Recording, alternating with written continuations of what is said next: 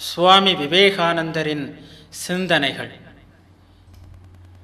ஆன்மீக நெறியில் பக்குவப்பட்ட மனிதர்கள் பலன் கருதாமல் அன்பை வெளிப்படுத்துவார்கள்.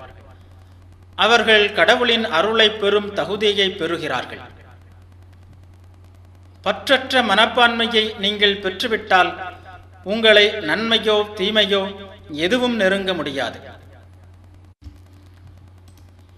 சுயநலமே நன்மை தீமை என்ற வேறுபாட்டை உருவாக்குகிறது.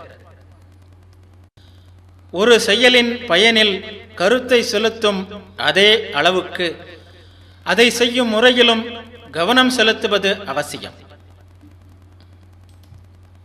தோல்வியை தழுவி உயிர் வாழ்வதை விட போராடி மாழ்வதே மேலானது.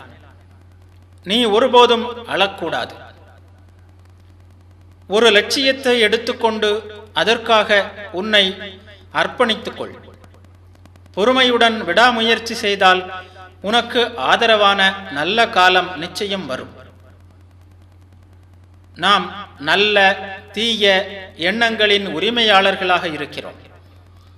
நல்ல எண்ணங்களின் கருவிகளாக செயல்பட்டால் தூய்மை பெறுவோம்.